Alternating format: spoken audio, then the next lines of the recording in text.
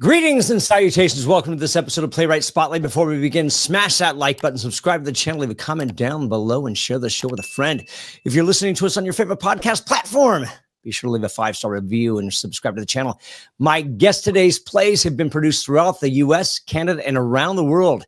He was the premier resident playwright at the Chance Theater in Anaheim, California, and the first playwright to participate in Bloomington Playwrights Project's Square One series. He has been to the Orchard Project and to Jaw at Portland Center Stage, served twice as playwright in residence at the William Inge Center, and twice as a Dramatists Guild Fund's Traveling Masters. He received a playwrights diploma from the Julliard School's Lilla Atchison Wallace American Playwrights Program and an MFA from Columbia University, where he was the Dean's Fellow. His plays include Deflowering Waldo, Petty Theft, Food for Fish, Incendiary, Clown Bar, Rare Birds, Old-Fashioned Cold Fusion, The Parking Lot, The Night Children, When Jack Met Jill, and Heart of Snow. His monologue book, Small Explosions, came out from Applause in early 2023. His playwriting book, Letters to a Young Playwright, came out from Applause in fall of 2024. And he has interviewed over 1,100 playwrights on his blog, I Interview Playwrights. We've tried to make this happen for probably over a year. Ladies and gentlemen, please welcome Adam Szymkowicz. Dang, I told you I was going to botch this. Szymkowicz. Did I get it or not? Yeah, Szymkowicz. Yeah. Easy. It should be. Don't pronounce half the letters. I get my own head. No, I think we honestly, I think it's been a year. I think, I don't even know. We've never met. We don't run this. No. I mean, I guess we run in the same circles, I suppose. You've actually come up in multiple episodes. Oh, that's nice. From other playwrights I've talked to, and I know that you're busy. You're a busy man. Yeah. And I'm glad we finally got this to happen. So I'm going to start with this one because I follow you on the Facebook and whatnot, and I think you put a post like, I wrote a book. I wrote a book about playwriting. Yeah. Why not?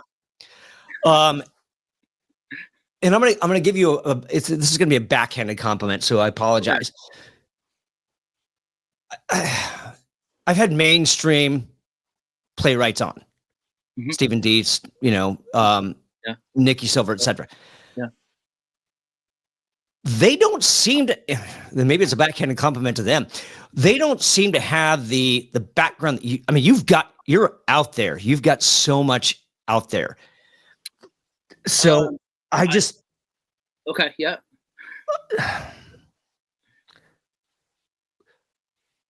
So let's go back to your book. So, which I'm intrigued about because I've read playwriting books, but yours is intriguing because it's Letters to a Young Playwright. Is that to you, or is that to playwrights that are starting out, or both? I think it's the book that I wish existed back when I was a young playwright. Sure. Yeah. It's like all the stuff that I've picked up over the years from like playwriting classes and playwriting groups and just like doing it for like 25 years. And working at Julliard, and basically I would have coffee with young playwrights, and I would say the same things over and over and over again. And I realized that I have kind of because I've worked in all different parts of because I write plays for high school and write plays for indie theater and that go up in colleges and stuff.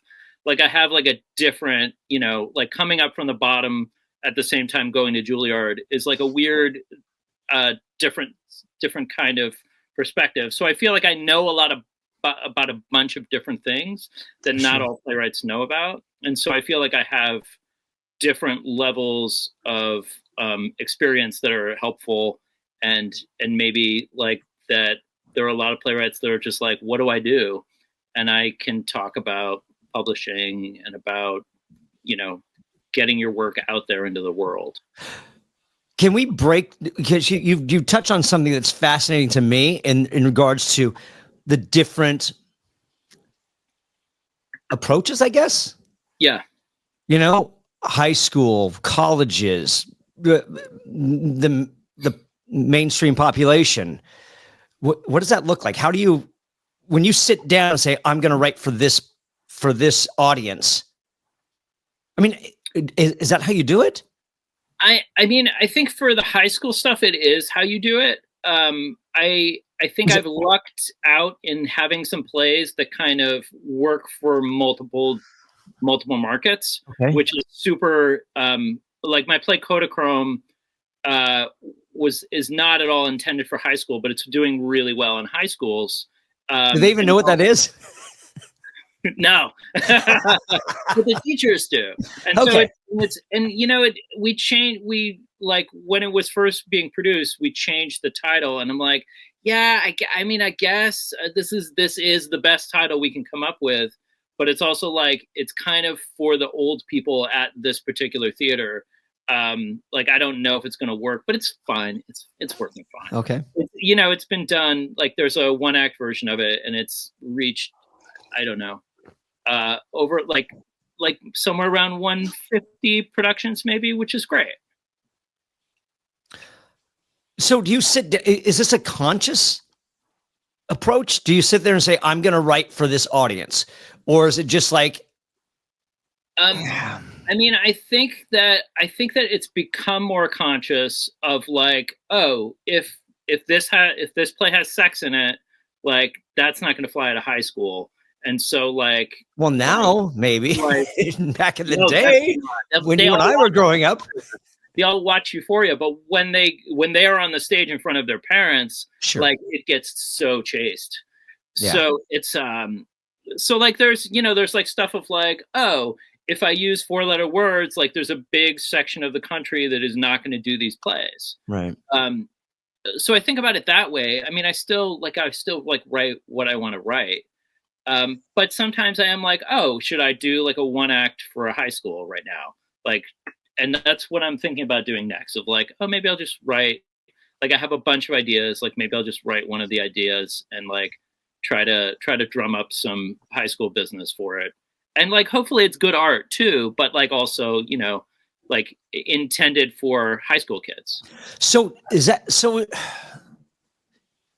I don't know if motivation is the right word, but I mean, do you approach playwriting, and this is fascinating as well, because this is an aspect that we haven't gotten into. Do you actually sit down to write from a business approach?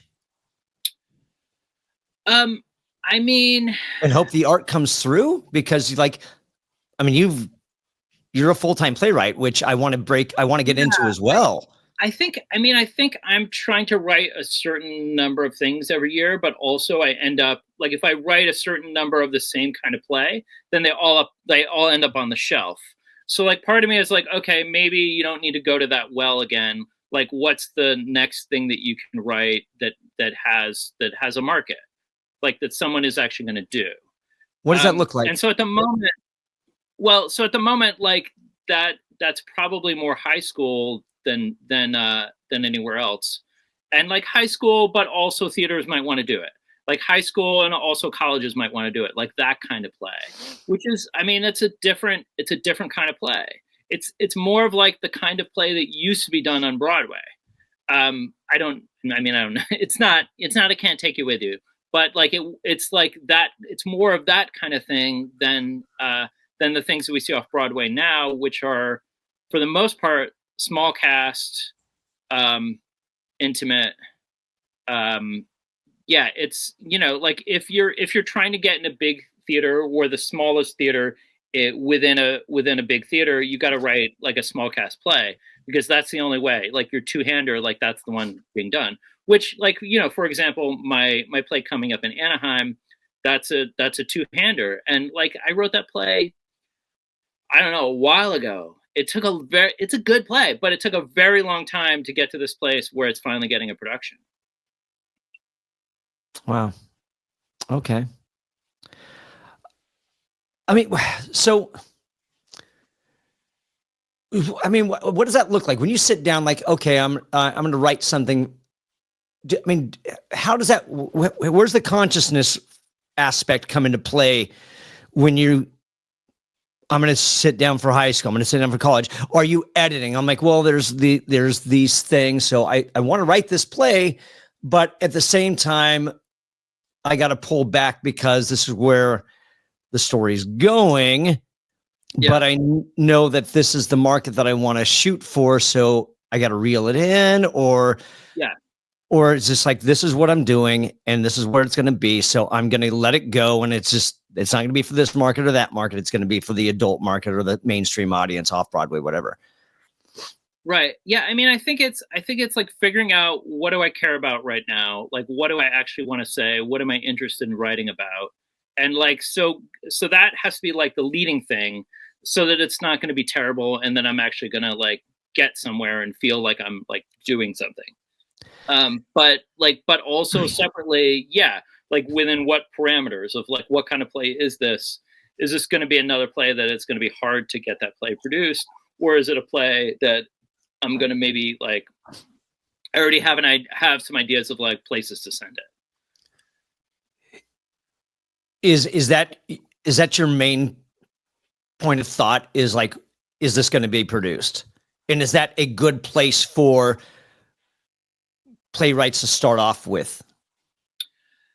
I mean, I think that I write a lot of plays. So I write a lot of plays that I'm like, I don't think anyone will ever do this play. But like, then I can go on and move on to like, okay, now I'm going to write a play that I actually think someone will do.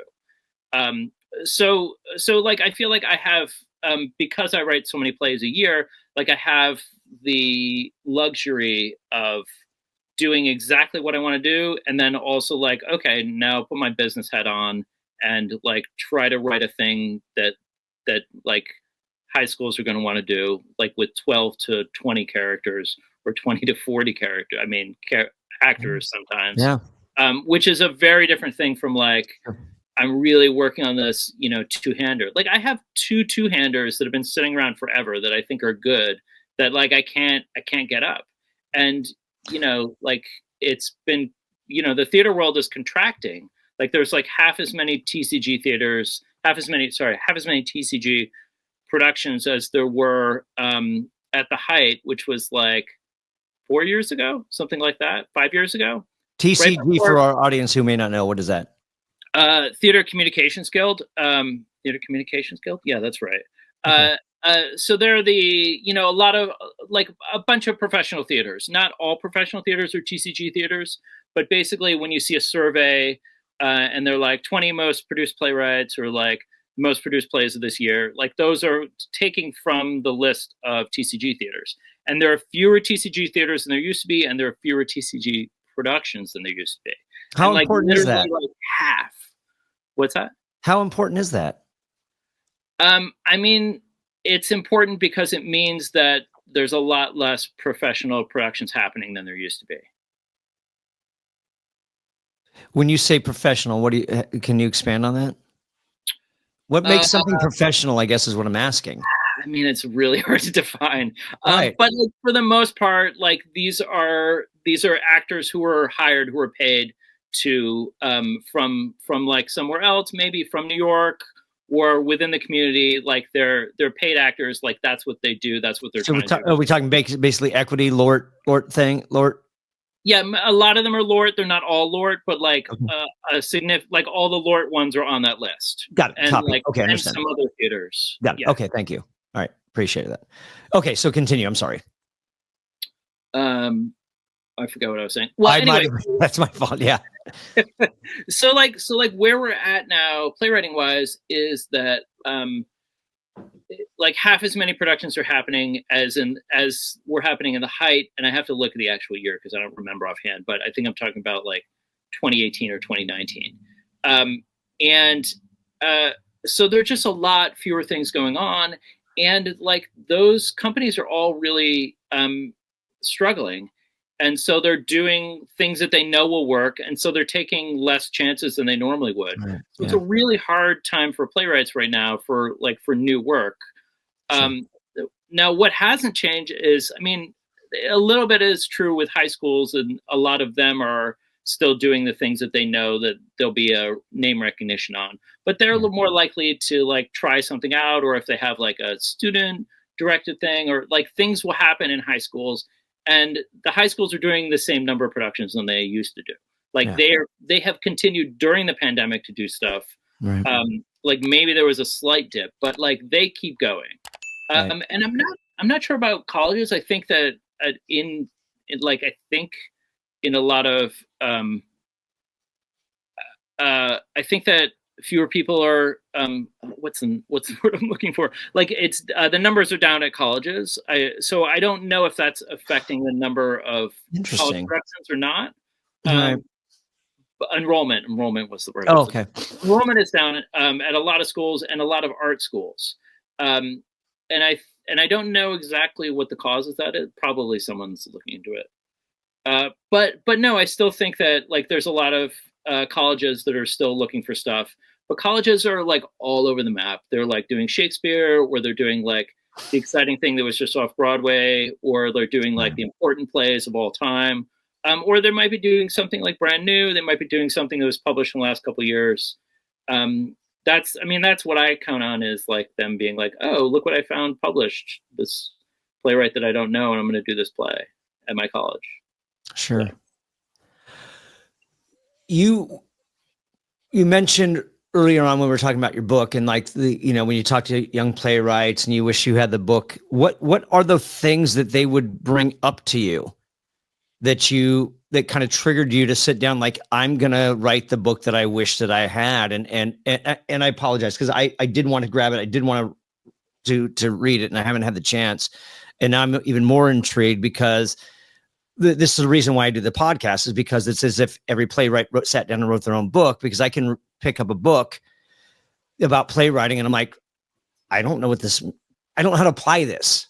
Sure. Yeah. You can tell me, but like, so now I'm intrigued when you say, I wish there was a book out there that, that I had. So what are the questions that came up, and how did you apply it? And then I want to I want to hear how it applied to you and how it applies to the playwrights that you know. I mean, I would go into a lot of these meetings. Well, first of all, I would, like, if they were people who were trying to get into Julliard, I would tell them about the program and everything. And then I would be like, okay, so what are your playwriting issues right now? What are you getting stuck on? Like, what are you having trouble with? Like, where are you at with this? And so then it's kind of a holistic thing of like, oh, like, I'm trying to figure out how to get this published. And so then I would talk to them about the publishers and about like how you approach a publisher, and that, like, my whole, like, here are the different publishers and here's what they do, and here's what you have to approach the publisher. They're not going to come to you unless it's like a very, very well-known play off Broadway right now. So like, or they'd be like, I'm stuck on this, I'm stuck on that, I'm having trouble. Like, how do I know where to send the play? And then I would talk to them about like, okay, so what I would do is figure out a play that's like your play and Google it and see where those plays are being done, and then approach those theaters. And it only works if the play isn't super famous. And so, like, I was talking to someone the other day and they had a 2-character play. And I was like, oh, okay, so I and You is pretty good by Lauren Leffler. I'm sorry, not Lauren. Yeah, that's her name, right? No, sorry, that's an actor in LA. Lauren Gunderson. Okay. And so, like, you can go on Play Scripts and you can see all the different places that has done that play, and you could say, okay, those are places that are probably interested in doing, especially if they've done it recently, interested in doing like 2-character plays with 2 actors who are young. Another one, Athena, by Gracie Gardner, that's being done right now and is, came out pretty recently. So it's like finding the things that are like your thing and finding the theaters that share your aesthetic, and then approaching those theaters and then figuring out how to make relationships with these theaters so that, like, they want to hear from you. Like, so that they're like, oh, great, that playwright who is like doing the thing that we are interested in. How do you, if you take that approach, how do you know when to pull back and not over inundate, or like, yeah.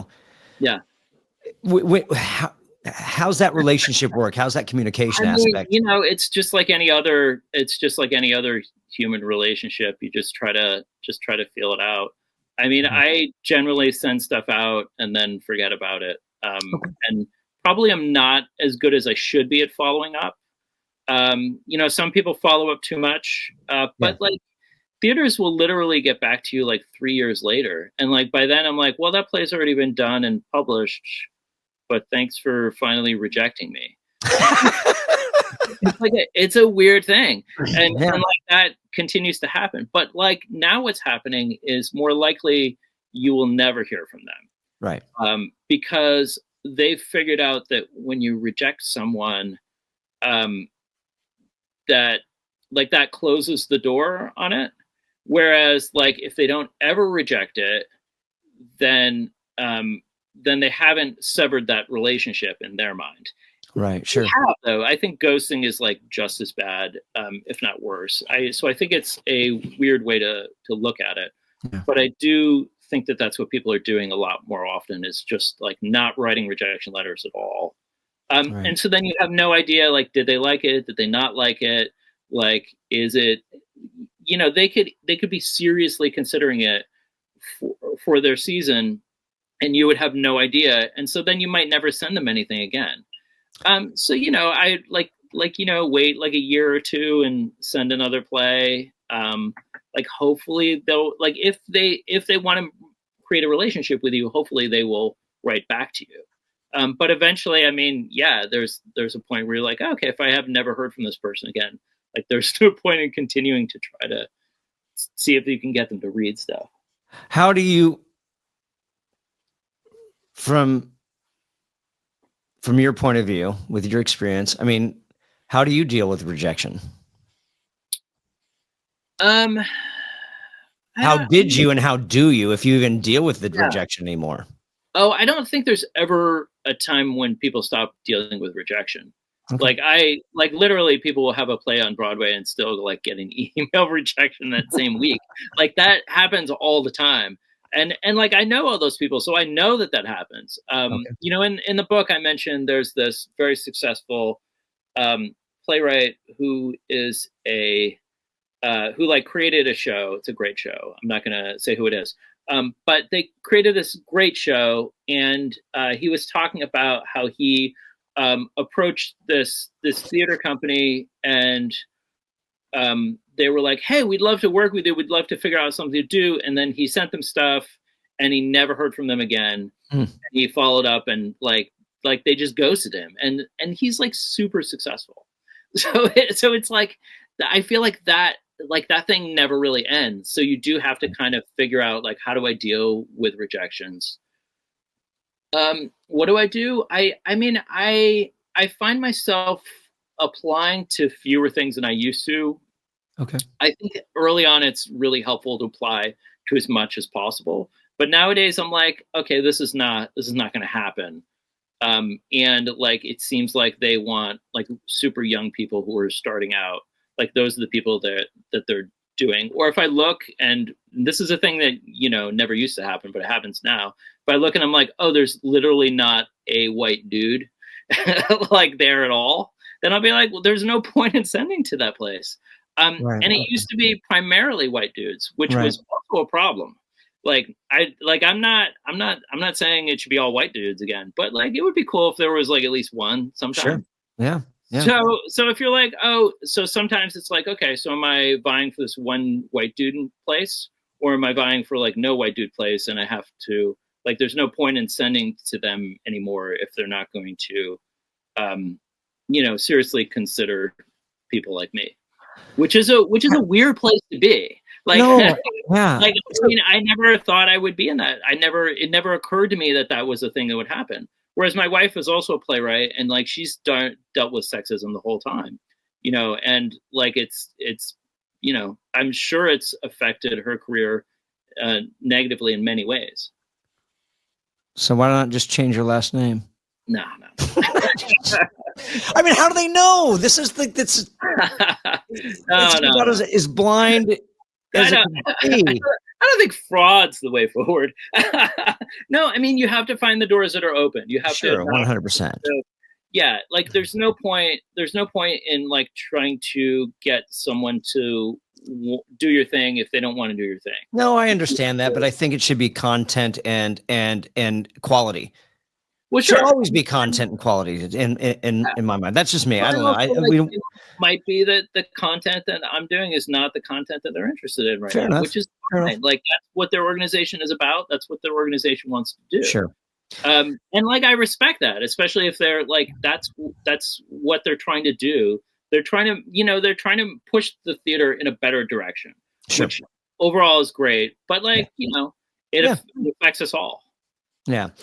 I want to go back a little bit because you say because one of the things when I was talking about the young playwrights and the people that come to you is like, oh, I want to get published and stuff like that. Isn't that the last thing that they should be worried about? Getting published if you haven't even been produced? Yeah, I mean, absolutely. You want to make sure to get a production first. Sometimes multiple productions first. But I think that playwrights a lot of times don't even have an idea of like how does one even get published. They assume it's a thing that happens. And it's not. It's you have to actively reach out to the publisher or the your agent reaches out to the publisher for you. But like a lot of agents don't even they don't understand the value of it. And also like you try a couple and if it doesn't work, like they give up. Whereas like I have so many publishers. I mean, I have like 30 plays published right now. So, and it's no publisher is going to publish all those plays. So I have multiple publishers. Yeah. I omitted a lot of that out of your bio. Your bio probably would have been half this interview if I would have included everything. Yeah. I was like, oh no, he's going to listen to all. This is going to take a while. Yeah. So, but yeah, but what about the process aspect? Do they approach you with different aspects of like, I don't know, character, plots, what are there any process aspects that they approach you about, or is it always the business aspect? I guess I have fewer of those conversations because I feel like teachers talk about that stuff more. Okay. And a lot of them like have taken playwriting classes but like teachers don't talk about the career stuff as much. Got it. Okay. So, like in these meetings, I would be more like being like, okay, so what are you doing to get the play out there? Like, okay, here's some other things you can do. Or like, have you thought about producing it yourself? Like, have you thought about, sending it to an actor you love? Have you thought about sending it to a director that you love? Like going up, seeing a play and then afterwards introducing yourself and being like, I really love that. I think I have a play you'd like to read. Okay. Like, it's like a lot of it is just like cold emailing people. Sure. I mean, the Chance Theater, again, I'm going to bring up the Chance Theater because of course. Absolutely. And you're California based. But like that came from a cold email. Like I had this play Nerve that went up in New York and I emailed a bunch of theaters. And one of the theaters that got back to me was the Chance. At the Chance liked the play. It was like, yeah, why don't we do that? And we're going to do this new thing. Like, because yours is a new play and we're going to do this new play in our season.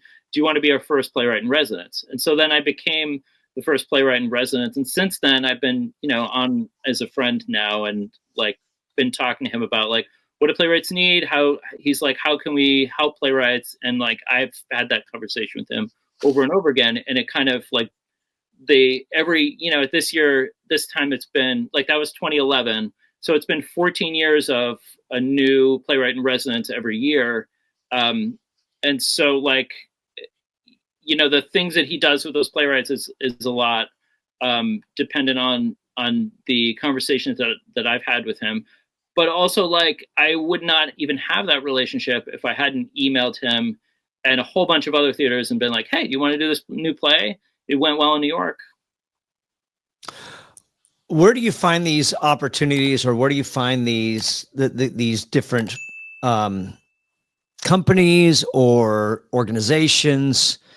Is there a resource that you use, or are you just Googling left and right? You going on Instagram and just like looking at, I mean, so for years I did this thing where I interviewed playwrights. And so part of it is like, I got to know a lot of playwrights. And so a lot of my Facebook friends are playwrights. And so when they have a new production, it pops up. And if it's like a theater I've never heard of, then I'll look it up and be like, oh, is that a theater I would want to send to? And like, either it's not at all, or it's like, oh, maybe I'll add that to my list, like my mental list of like, and like reach out to them at some point. So it happens like naturally that way. But also, I used to just see a lot of theater in New York and try to meet as many people as possible. To go back to the same instance I mentioned before, Nerve was first done in New York because I met this actress at a party and sent her a play afterwards. And like a couple years later, she got her theater company to do it.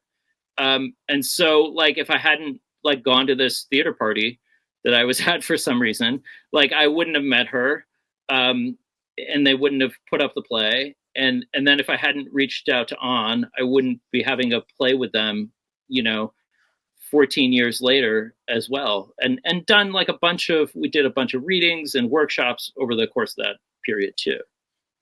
Can we talk about the negotiating business aspect of that? Like let's say that you've got a play and you found some actress that that you're interested in her doing this role, and then it's like, I'm going to extend this to you, and I'm not going to take any royalties because I just want it produced. Or how's that work?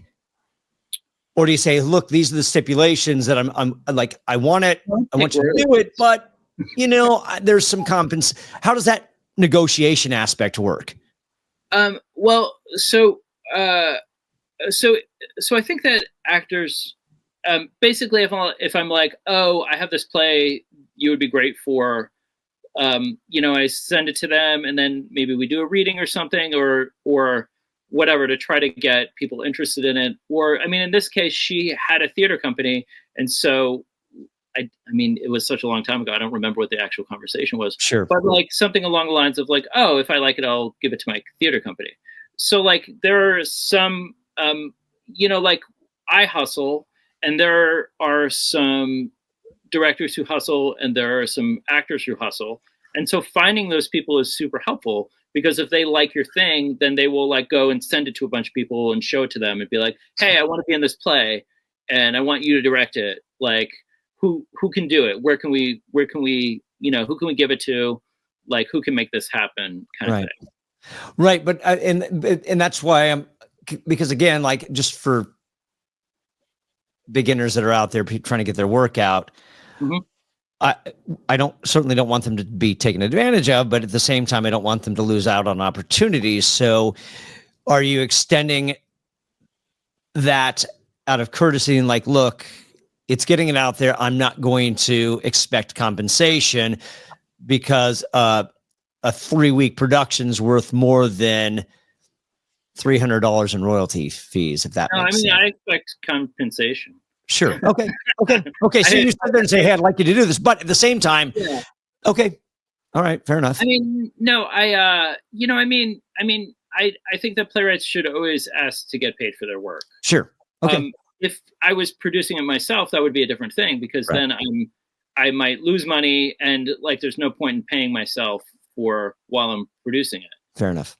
But when someone else is producing it, then, they have to, just like they pay the actors, they pay me. It's sure. Just like they pay the PR person. Right. Yeah. Okay. Like everyone should get paid. Okay. So, sometimes I'll waive it for like a 10-minute play or something, or like a reading, or, my agent recently was like, oh, this one act is going to be done in the competition. Like we don't usually charge for that. And I was like, oh, okay. Which was news to me, but I'm like, all right, yeah, whatever.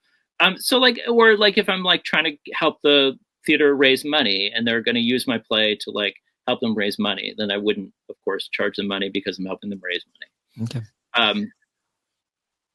I'm wondering if I've ever charged money for that, but like, like that kind of thing. Sure. Or, yeah. If they're doing a reading, usually like if it's not a published play, I wouldn't ask for any money for it. Fair enough. Yeah. Okay. So Julliard,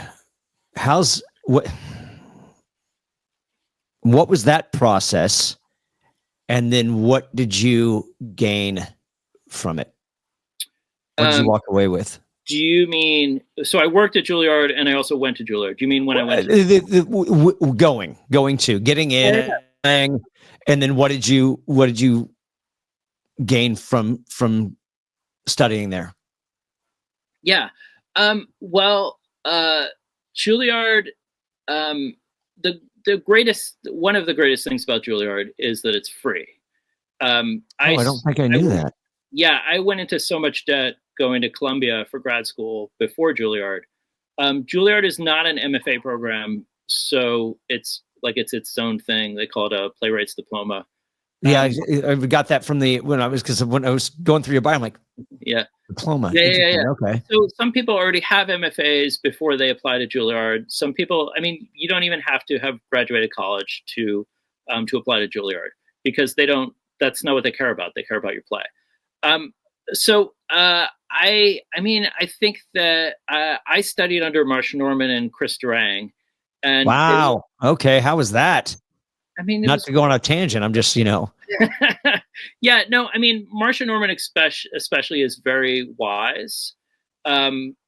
Chris is super thoughtful and was really wonderful and supportive. But Marsha has like all these aphorisms, sayings, like really, I think a lot of what I think about structure of plays, I got from Marsha Norman.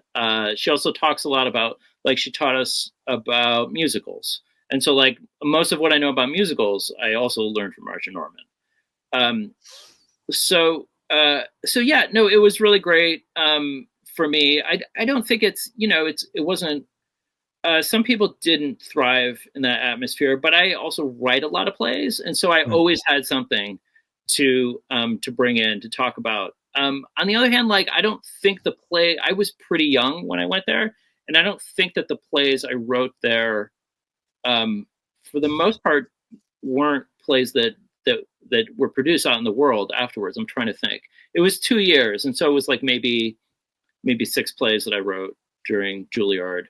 I know the first thing that I brought in was done that summer, but I'm trying to think if I think I wrote a bunch of plays really fast, but I didn't really know what I was doing. And it was like an adjustment phase. I think for a lot of people, grad school is kind of an adjustment phase of trying to take in the learning and also figure out what your voice is and where your voice wants to go. And then, sometimes after grad school, you really figure out what you're doing. And I think that was the case for me, in both of my grad schools of oh, okay, all right, now I'm going to head in this direction. Oh, okay, now I'm going to head in this direction. What was the process? How does one get into Julliard as a playwright?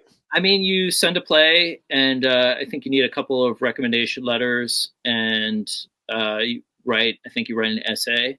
But that's it. Mostly they just have to like your play, and it's the balance of the people that are already in the room and what kind of play that they think they can help. If you write a play, they're I don't get this play, but I think it's good, but I can't help this playwright. They're not gonna, sure. It's not, Julliard is not the place for you. And that's right now, David Lindsay Bear and Tanya Barfield run it, and they're both wonderful. But they're very different people than Marsha and Chris. How many times did you submit? Just the once? Oh no, a bunch. Really? Okay. And what was the time frame between submissions? How frequently were you doing this? Well, I submitted when I first applied to grad school. At the same time that I applied to Columbia, which I think was the second year that I applied to any grad schools. First time I applied to NYU and I didn't get in, but that was the only. I mean, this was before the internet was very helpful. Sure. So I didn't really know what I was doing. Then I applied to Columbia and Julliard at the same time. I got into Columbia. So I was at Columbia for 3 years, and then I applied again, and I don't think I got in. And then I applied one more time, and I think I got in that time. Because I went from 2005 to 2007. Okay. And it was a time in which, a lot of people there were a lot of playwrights who were not asked back for a second year, which I think is completely devastating to them. And I'm glad that they stopped doing that. Okay. A lot of Yeah, that wonderful sounds like it. writers who were just like, yeah, 1 year is fine. We don't need you to come back again. And I think people Right. take that, very badly. That's Yeah. like a serious rejection of like, Yeah. oh, we spent a year with you, and now we don't want you to hang out with us anymore. Right. So I was very lucky to both like have 2 years there and to get a lot out of it.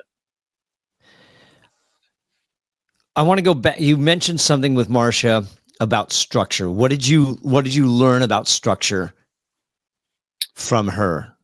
Oh God. Okay. So the main thing is, so Marcia has 5 questions that she asks before she starts writing, and I always use this to help with my own plays. This play takes place blank. It starts when blank. It ends when blank. The main character wants blank, but blank. This play is about blank. And all of those are very important in different ways. The most, like you need to know when it starts and when it ends. You have to have a good ending. You have to not start it in the wrong place. You have to not end it in the wrong place. Play has to be about something. It has to be about something you care about. And so like, sometimes when I'm writing and I'm like, oh, this isn't really working, if I go back to that list and I'll be like, oh, I've started in the wrong place, or I don't know what this play is about yet. Like I need to figure out what this play is about before I continue. Mm-hmm.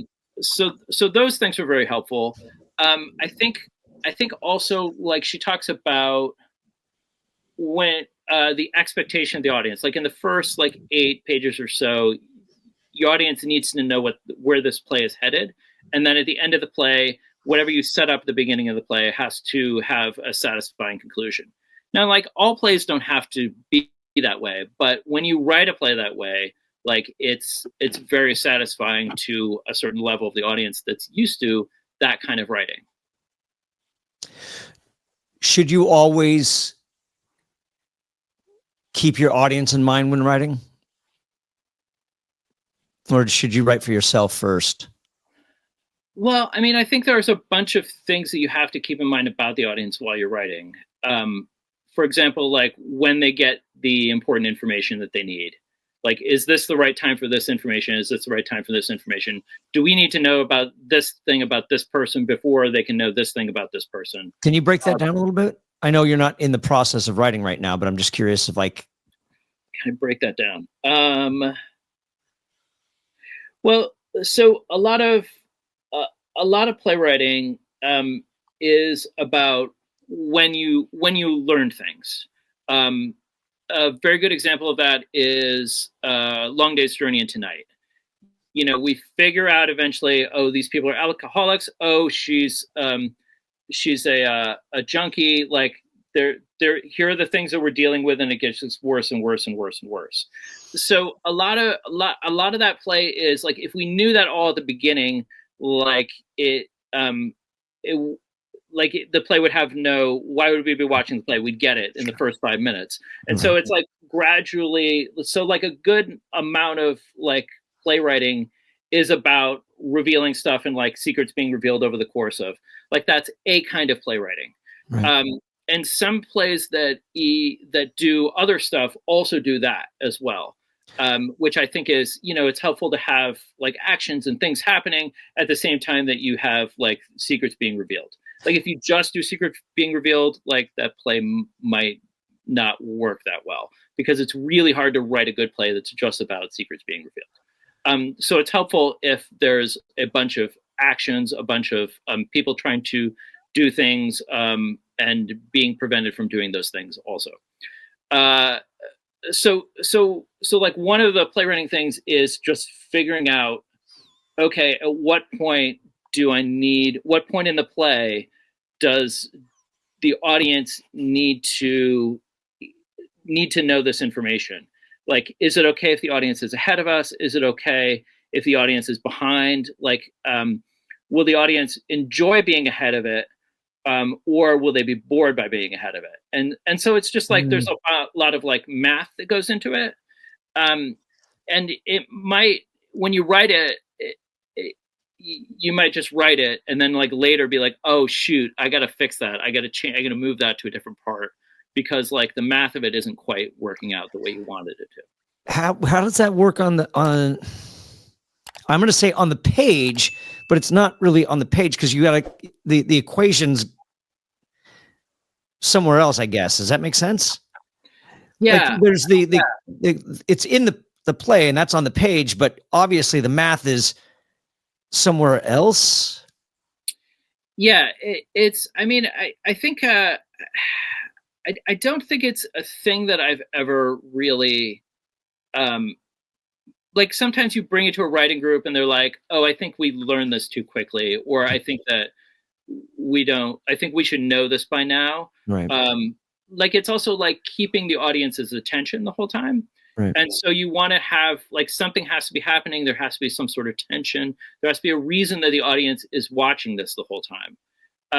And so when the audience, like you have to keep the audience in mind in the way that you want them to keep paying attention to, you want them to keep caring about what's happening. You want them to keep paying attention to what's happening. Sure.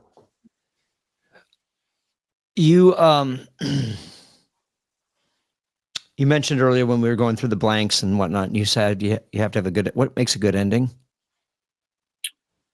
That's a really hard question to answer. I mean, I feel like it's really hard to define like I would say the word satisfying. So Okay. like if the audience is like, so many plays are amazing and then they don't have a great ending. And like the audience leaves like, oh yeah, okay, all right, yeah. And sometimes the play is like pretty good and it has an amazing ending. And then the audience is just like, whoa, what was that? That was the most amazing. So like, I think the main thing is like figuring out how to build like an amazing ending, like to leave your audience feeling something and like coming away, feeling like they've been through something, that they were somewhere and they saw something.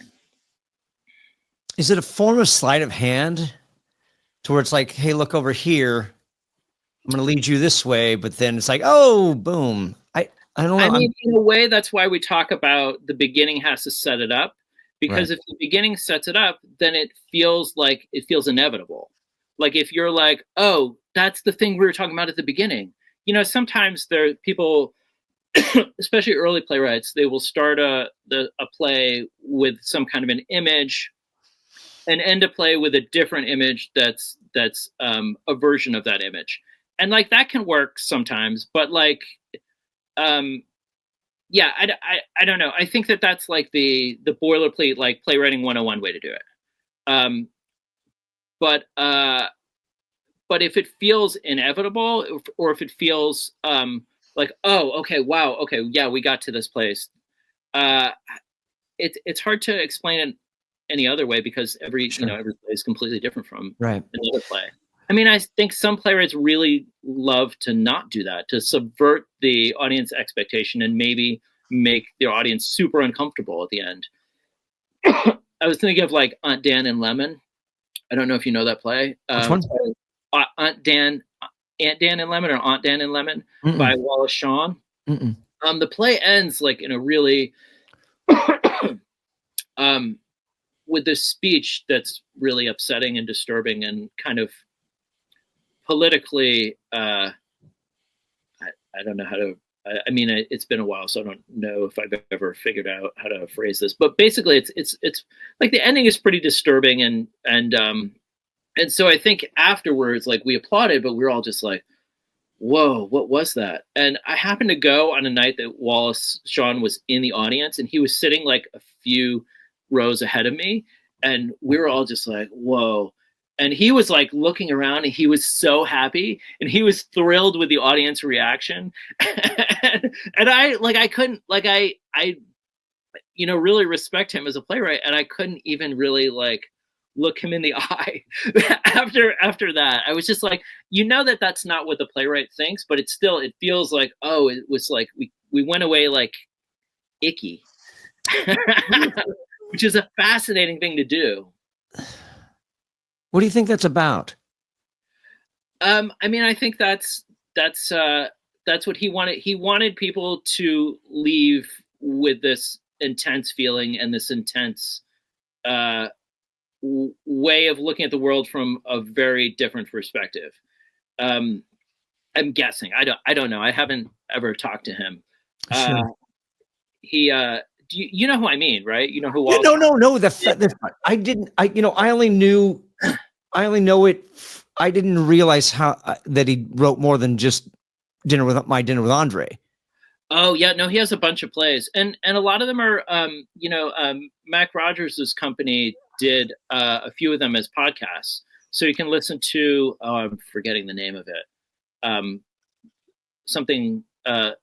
Anyway, you can listen to them. Yeah, I've met him a couple times, but I didn't realize how much. And now I feel like I got to reach out to him and try to get him on. But I'm sure I didn't realize how much of a playwright he was. What's that?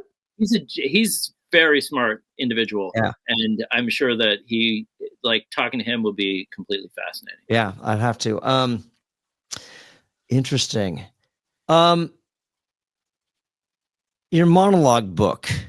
Oh yeah. Is this, and I want to talk about this only, are they monologues from plays you've written, or are they standalones?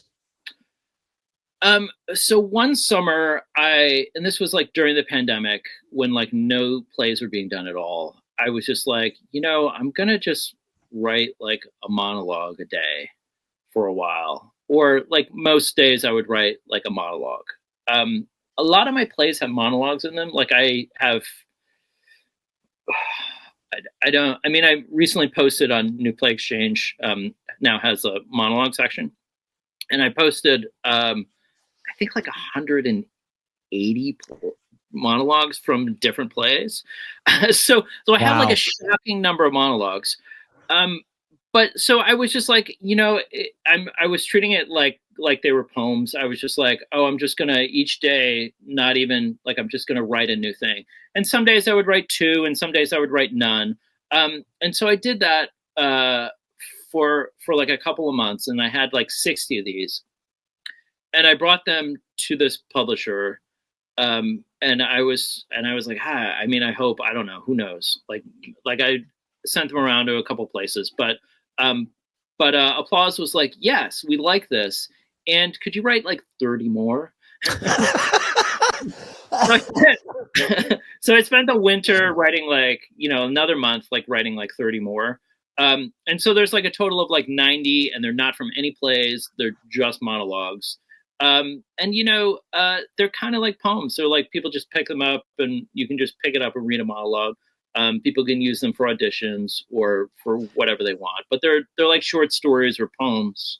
And they can be done by almost anybody. So it's almost all of them could be done by almost any actor. Sure. Well, that's why I asked, because it's, again, one of the questions that I've asked throughout interviews that I've done is when is it time for a monologue? Now, when is it time for a monologue in a play is one thing. Writing a standalone is something separate. So can we differentiate between the two and how each is approached? Because obviously they're completely different.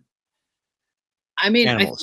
The reason that I have so many plays with monologues in them is that Kelly Stewart, one of my professors at Columbia, would sometimes have us. We would write in class, and she would sometimes have us stop writing. She would be like, "Stop now, write a monologue from that character's perspective."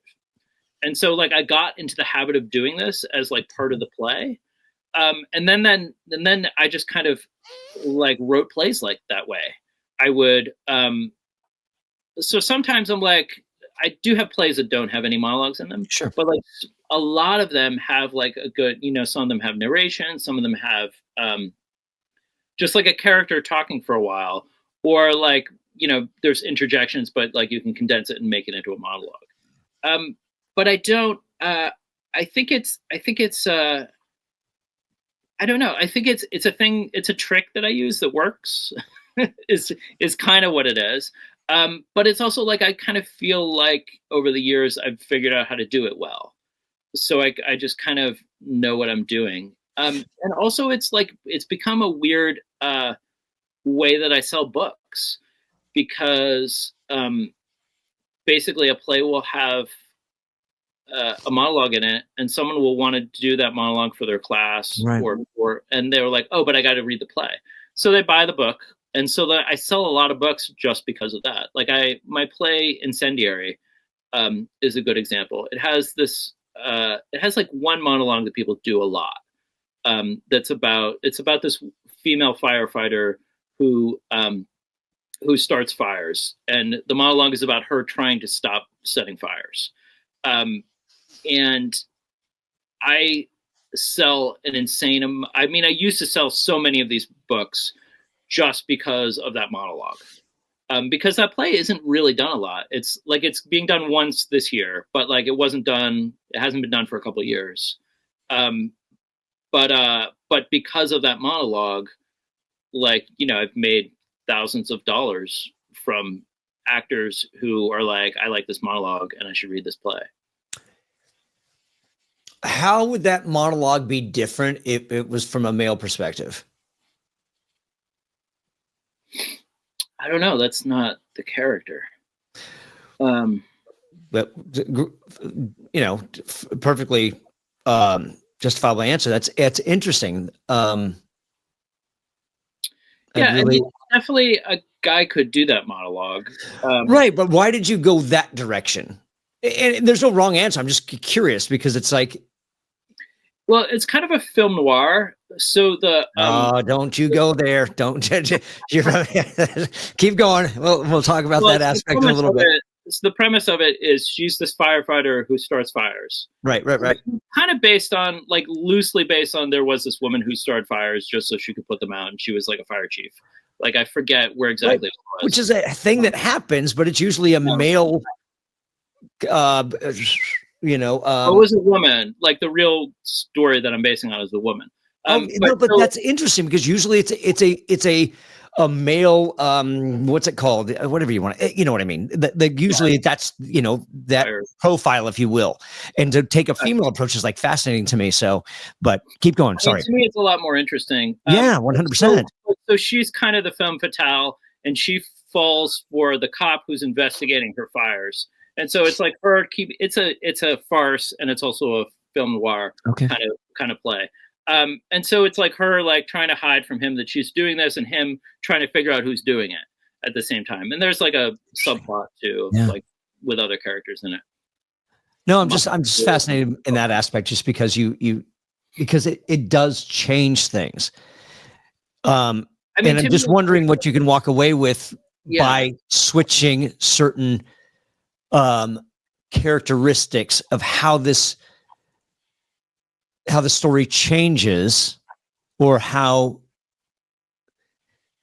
if you switch something, if you switch his perspective, I guess, I don't know if that's the right word, how it totally it changes the intention, it changes the direction. I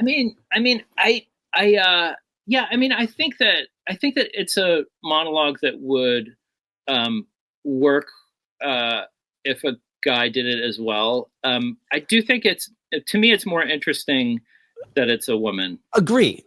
But do you ever, when you approach writing, do you ever take a step back and say, wait, hang on here, I like where this is going, but how would things change if I switched this? Like, hypothetically, let's say that you originally had this as a male character. I'm like, oh, wait, hang on. What happens if this character's female? And now do the stakes rise? Do things switch? I mean, like, how often does that come into play where, like, let me tweak something and see if it goes in a different direction? Yeah. That's where I'm going. One of my teachers for a while was Teresa Rebeck, and she would talk about, like, okay, how can we push this and make this more dramatic?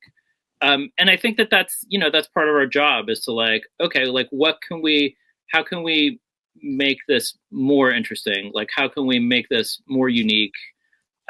More unique. How can we make this unique? How can we make this less like every other story, but also like how can we make this more dramatic? Sure. So yeah, I think that's part of our job, is to, like, make it more interesting. Are there any other tricks that you can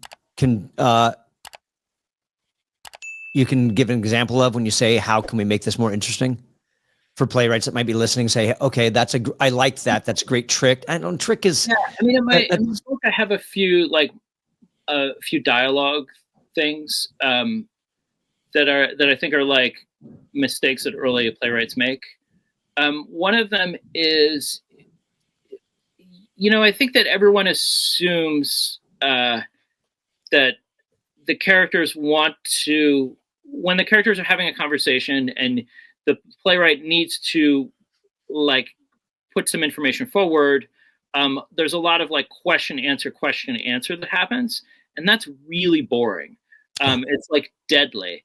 And so, like, finding ways so that you can, Marcia Norman would always say, like, have them argue about something, and like that's a way to get information across and make it, and it's less obvious if they're arguing about the information, that it feels more active. But sometimes, like, my characters a lot of times don't super listen to each other, or they're on their own, they're like doing their own thing. And so, like, they're like going on different paths. And so I think I found ways to make that interesting to listen to, of like characters not quite connecting. But definitely I think, like, finding ways that to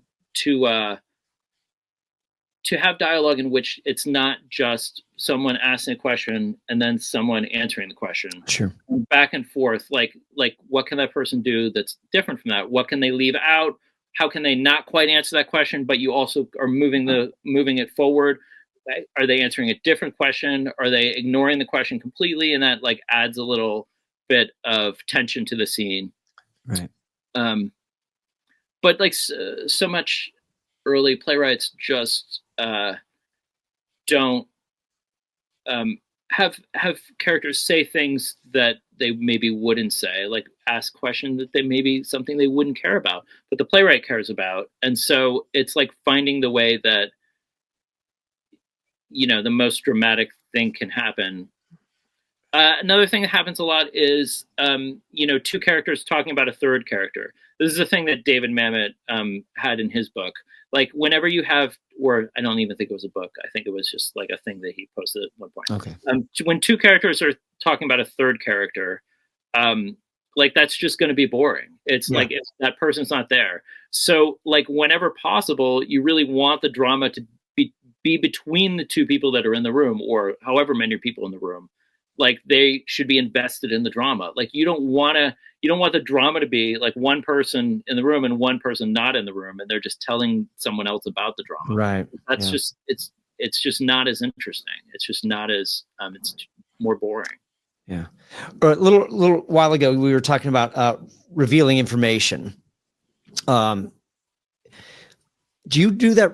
The revelation of information, you do that through action, or you do it through dialogue, or is it both? And then how do you do it through action, if you can even answer that question, because you're not in the throes of writing right now?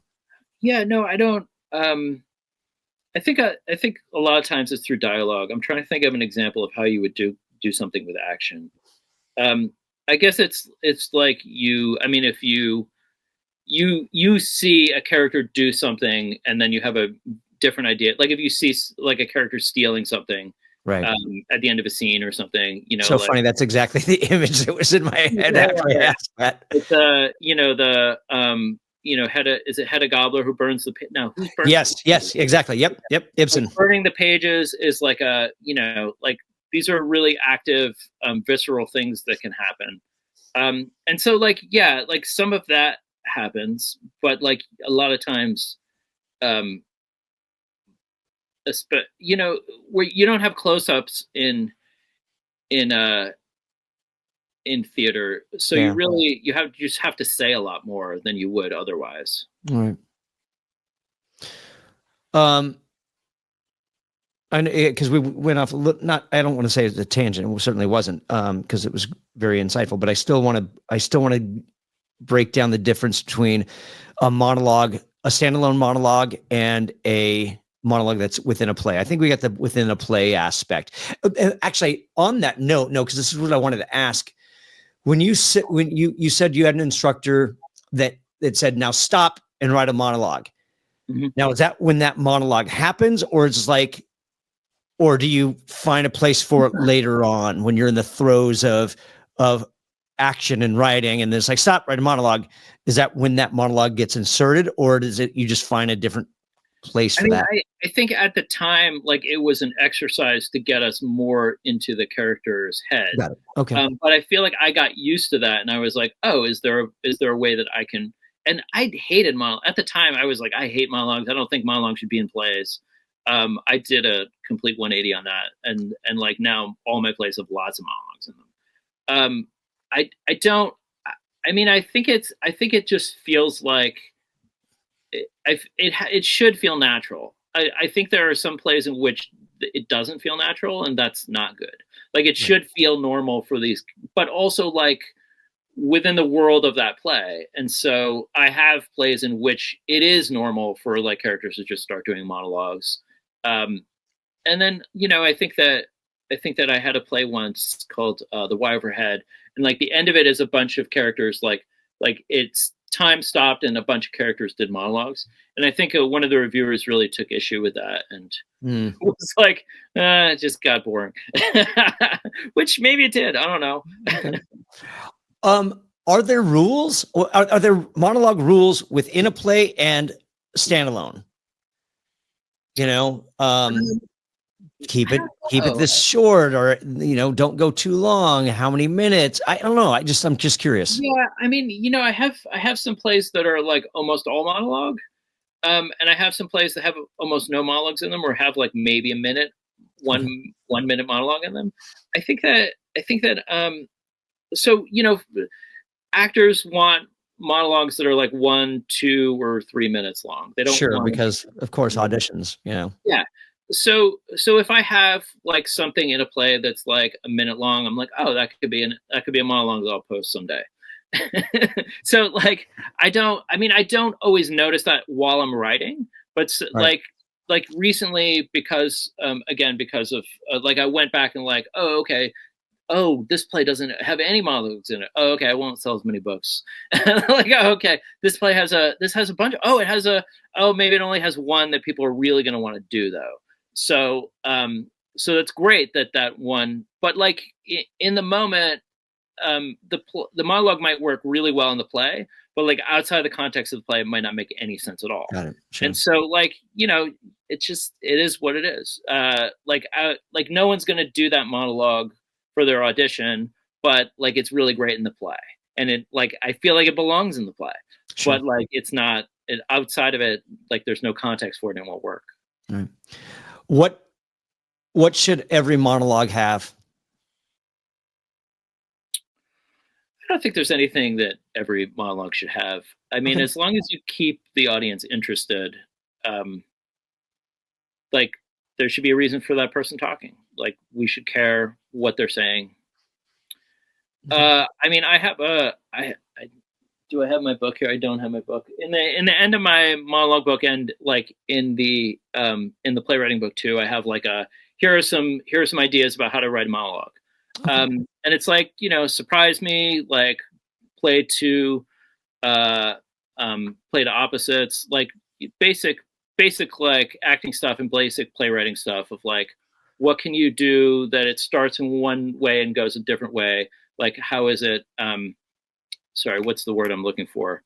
The action when you're like, oh, my acting action, I'm starting with this action, and then like it shifts, and now my action is either the opposite of that, reversal. Like, so like having reversals in monologue would be great. Having, having your play have reversals throughout, like, is super helpful. One of my professors talked about, I'm blanking on his name right now. He was great. But anyway, the play Proof, has 7 scenes and 6 reversals. Like it's like structurally, it's a great play to look at for reversals. And it's just like, oh, okay, all right, no, now we think this, now we think this, now we think this, now we think this.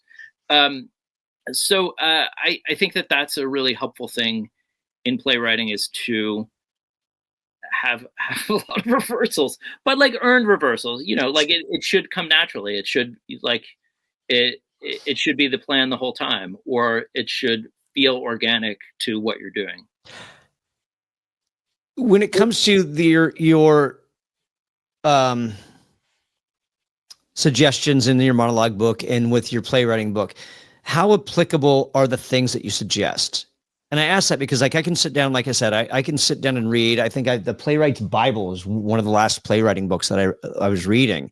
Stuart something or other. Probably Spencer. Yep, exactly. Yeah. And I'm like, okay, I don't know how to apply this. Like, I can read it, but I don't, because I don't have you sitting across from me to ask questions and answer them. So how applicable is your book, just out of curiosity, or is it? I don't know. This is something that's popping up in my head. I mean, okay. You know, I hope it's helpful, but also, like, I think that different people at different levels are going to read it. So I think that people who have already written a lot of plays are going to read it, and I think people who have never written a play are going to read it. And I think that they'll get different things out of it depending on, like, when they, you know, at what point they are in their writing life. Is Letters to a Young Playwright, is that only from a business approach, or what other? No, I mean, it's like about a whole bunch of different things that that playwrights deal with. So there's a bunch of business stuff, and then there's like a bunch of writing stuff, and there's like, I mean, I think there's a section about, like, if you have writer's block, there's a section about, should I go to grad school? Like, it's like it's basically like all the things that, like, I've talked to playwrights about, or all the things that we talk about in our writing groups. And is it actually a Dear Adam? No, it's like, it starts Dear Playwright, and then it's like, right. And then at the very end of the book, it's like, Sincerely Adam, or something like that. I forget. I like it. Okay. Now, and I looked at your blog, and which is impressive, especially considering the number of playwrights you've interviewed. And I was scrolling through the list. I'm like, oh my God. Yeah, that was a lot. I did that for a long time. What have you learned? What have you walked away with doing that? Is there anything that you're like, oh my, this is great, I just learned something that I can apply? Like, are there anything, you know, any big things that you can share that, like, you know, I think that I definitely, especially the section that's like, what advice do you have for playwrights starting out? You know, like, a bunch of people said the same thing, but there's like all different like really excellent advice there. I mean, honestly, I think I should start reading it again, because, you know, like, you forget stuff that you know. And it's always helpful to be reminded or inspired. Like, so many of them are so inspiring, and, like, it's people who love theater and love art and are trying to make amazing things. I mean, I think, yeah. And some of my heroes agreed to do it, which was great. Yeah. Yeah. And, you know, so peers and heroes and, like, people who it's their first time being interviewed. So it's like really runs the gamut, and people who really know a lot about, like, a certain thing. So I mean, the thing that I got out of it, anyone who could read it all would also get out of it. And so I think that, I'm sure a lot of the things that I talk about in the book are, like, some of that is stuff that I've gotten from the interviews. Right. But I think the biggest thing I gotten from the interviews is just, like, inspiration. Sure. Like, just being like, oh, right, there are some amazing humans who are doing this thing that I'm trying to do too. Like, there's a shocking number. There's probably at least 10,000, probably more than that. And I only got like a tenth of that. Yeah. Do you have any rituals when it comes to sitting down? What gets you, like, how frequently do you write? What motivates you? What are your ideas come from? It's just like, I'm going to sit down and then it's like whatever comes to mind. I don't really have rituals. I do try to outline at least the play that I'm writing right now. I did not outline it super well, and so I'm running into a little problem with it. I think I'm getting there. I think I'm almost through it, but it was harder than normal.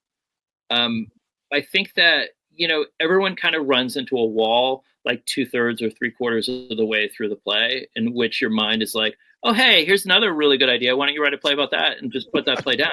And you have to just push through and you have to keep writing the thing. Otherwise, you'll never finish anything. And so that's true, I think, a little bit of where I'm at right now with this play. But it's harder if you don't if you don't have an outline that's pretty detailed or even slightly detailed. That makes it even harder to keep going, because you're like, I don't know what could happen now. Anything could happen. I mean, my wife is a pantser, which is I don't know if you know that term. That's I think the fiction writers use that term more than playwrights do. But basically, it's like people that just sit down and write, and it's like, and so they just like write their book without ever planning it all out ahead of time. And so there are people that like plan it out, and there are people that are pantsers that just like write and don't plan it out. Right. And I think that pantsing is a lot harder, like, by the seat of your pants, writing by the seat of your pants. Yep. Okay. But I think that when you don't do at least a outline of some sort, like, it's just going to take longer. You're going to have to revise a lot more. It's a lot harder way to go through it. But sometimes some people can only do it that way. And you should do it the way that you do it. Like, like everyone has their own process. But I can write, I mean, not anywhere, but like I write on the train, I write in cafes, I can write in a notebook, I can write on my computer. I can, I get ideas when I'm walking. So I just like write something on my phone and send it to myself.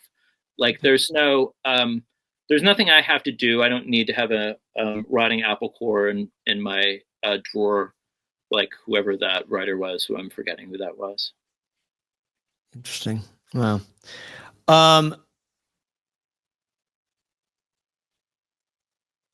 Yeah, there's just so much there.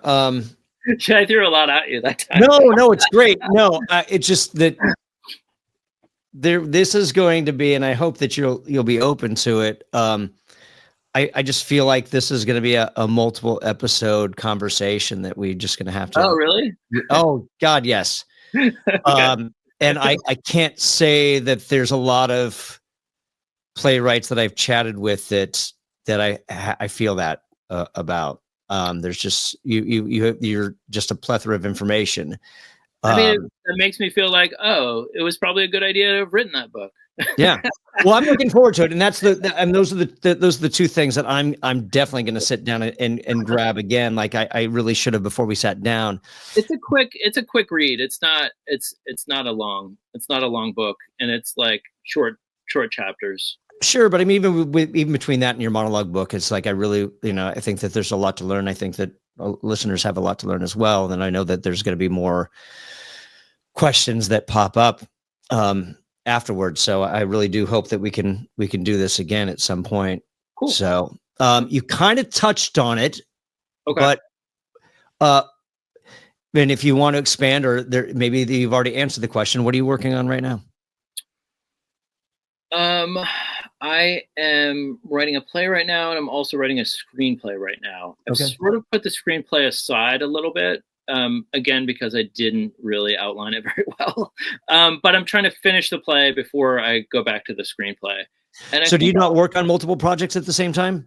It doesn't work out great for me. I've done it before. Sure. I remember David Adjemi wrote like 7 plays at once, which was amazing. 5? I think it was 7. I'm not positive. Sure. But yeah, he was just like writing all these different things at the exact same time. That doesn't super work for me. I do find that I have plays that are similar to each other. And so it's like, oh, this play, which I wrote right after this play, like these plays kind of have the same bones. These plays kind of feel very similar to each other in that way. So yeah, I don't know. So anyway, I'm trying to write this play. At the moment, it's called Starry Night, and it's kind of similar to my play Kodachrome, and it's like takes place over one night, and kind of It's not about Van Gogh, right? There's a little Van Gogh-y stuff at the beginning. Okay. But mostly, mostly it's just like about the I write about love and grief a lot. So it's about this woman whose husband died and kind of trying to get over that and trying to like open up to love again, basically. Okay. I'm gonna extend this a little bit more now, because there was something else that you brought up earlier that I want to touch on as well, because you brought it up in Incendiary. And then because I saw did you do a graphic novel with Clown Bar? Yeah. So I'm looking at that cover, and that looked noir as well. Or am I wrong? Yeah, no, the subtitle of Clown Bar is Clown Bar, a Clown Noir. so the original, it's got like kind of a parody noir thing going, and also like clown gangsters is what Clown Bar is. Okay. And it's fun, and it's ridiculous, and there's 3 Clown Bar plays now, and I saw that, and just recently worked with this artist, and he made this really cool graphic novel. Right. And the reason why, when I said don't go there earlier, is because noir has a very special place in my heart. I did 7 years of what we termed play noir. It's all film noir style 1-act plays. Oh, okay. And so I'm looking at getting that back up and running, hopefully this year. So, well, Clown Bar is like an hour long. Well, I'm just saying maybe you can write something new. We'll touch on that later on. But yeah, okay, yeah, good to know. I'm gonna have to read those as well. And this is going to be a stupid question because we've already touched on it. But maybe you can expand on it a little bit more. Where can people find your work? If you can spell my name, like, I'm very findable on the internet. I have like 30 plays published, so it's there's a lot of plays. Yeah. I think that a lot of actors, they find a monologue, and then that's how they read one of my plays. And then the weird thing for someone who has written a lot of plays is like when someone reads one of your plays and then they're like, oh, this is the kind of playwright you are. And then I'm like, well, no, I write that way sometimes, or I wrote that way like 20 years ago. Sure. It's so cool that you found this. I have this play, Pretty Theft, that is like the monologues for it are done by young women. And it's bonkers because I wrote that play in 2005, I think. Okay. And so it's 2025 right now, and there are girls who are not born yet who are getting into programs with that monologue. Wow. That's such a weird and cool thing, and it's like, oh, okay. I mean, this play isn't done much, but like it's the monologues from that play are done all the time, and it's a really cool thing, and also a really, really weird, wild situation. Nice. Yeah, and I apologize because I might have, now that when you said it and I'm looking at your bio, I'm like, oh, I think I said petty theft. So I apologize if I did say petty theft, and it's pretty theft. So, and then finally, are you on the socials? Yeah. At the moment, I'm on Facebook, and I'm on Instagram, and I'm on Threads, and I just got on Blue Sky, but I'm not super into it yet, but I'm there. Awesome. Wonderful. Well, again, I hope we can do this again, because it's been very insightful. And I know that I could probably do another 2 1.5-hour sessions with you and walk away with some more information. We'll do it again, and we're like, sorry, I got nothing more. I'm going to disagree with that one. Wonderful. Well, Adam Szymkowicz, I'm not going to be able to do this. Szymkowicz. Did I say it right? It's not a problem. It's not. I mean, again, my monologues are done all the time, and none of them know how to pronounce my name, and it's fine. It doesn't matter. I should take more pride. Well, Adam, thank you for coming on to this episode of Playwright Spotlight. Yeah, thank you. It's a good time. Appreciate it. Appreciate it.